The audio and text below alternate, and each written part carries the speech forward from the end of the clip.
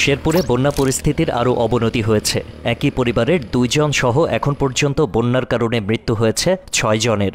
ভারতের মেঘালয় থেকে নেমে আসা পাহাড়ি ঢল আর ভারী বর্ষণে প্লাবিত হচ্ছে নতুন নতুন এলাকা। এসব এলাকায় দেখা দিয়েছে চরম খাদ্য সংকট। এমন পরিস্থিতিতে বানভাসী মানুষের সহায়তায় কাজ চলমান রেখেছে জেলা প্রশাসন। নতুন করে শেরপুর সদর ও নকলা উপজেলা বন্যার কবলে পড়ায় পানিবন্দী হয়ে পড়েছে জেলার অন্তত 2 লক্ষ মানুষ। হঠাৎই বন্যার পানি বৃদ্ধি পাওয়ায় দুর্ভোগে পড়েছে বানভাসীরা। সংকট দেখা দিয়েছে বিশুদ্ধ খাবার, সুপেয় পানি ও গোখাদ্যের। বন্যার পানিতে বাড়িঘর তলিয়ে যাওয়ায় গবাদি পশুসহ আশ্রয়কেন্দ্রে জায়গা নিয়েছেন অনেকে। এছাড়া দ্রুত পানি বৃদ্ধির ফলে ভেসে গেছে শত শত মাছের ঘের। ক্ষতিগ্রস্ত হয়েছে প্রায় 30,000 হেক্টর আবাদি জমি।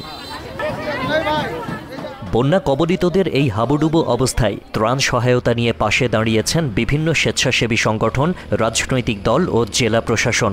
তবে প্রয়োজনের তুলনায় তা খুবই অপ্রতুল বলে জানিয়েছেন বানভাসীরা। সহায় সম্বলহীন হয়ে পড়ায় উপযুক্ত ত্রাণ সহায়তার অনুরোধ তাদের। শুকনা খাবার ওই যে মুড়ি মারি 10টা মুড়ি কিনে বিস্কুট বাস্কুট নিয়ে খাওয়াতেছি। তার মধ্যে হলো কোনো সহযোগিতা মানে কোনো সাহায্য কেউ পাই নাই। বহুত মাল মার্তা ক্ষতি, বহুত দোকানপাট ক্ষতি হয়েছে। এই ক্ষতিপূরণটা আমরা কিভাবে কি করব? তলে নিয়ে গেছে গা মাছ, অনেকে 6-7 লাখ টাকা আমার মাছ দিছে গা। বাংলা এডিশনের পক্ষ থেকে যোগাযোগ করা হলে স্থানীয় জেলা প্রশাসক জানায়, বন্যায় ক্ষতিগ্রস্ত প্রত্যেককে ত্রাণ সহায়তা দেওয়ার চেষ্টা অব্যাহত রেখেছেন তারা। ঝিনাইগাতি ও নালিতাবাড়ি উপজেলার সকল শিক্ষা প্রতিষ্ঠানকে আশ্রয় কেন্দ্র ঘোষণা করা হয়েছে বলেও জানান তিনি। আমরা সতর্ক আছি, আমাদের উপজেলা প্রশাসন, জেলা প্রশাসন কাজ করছি।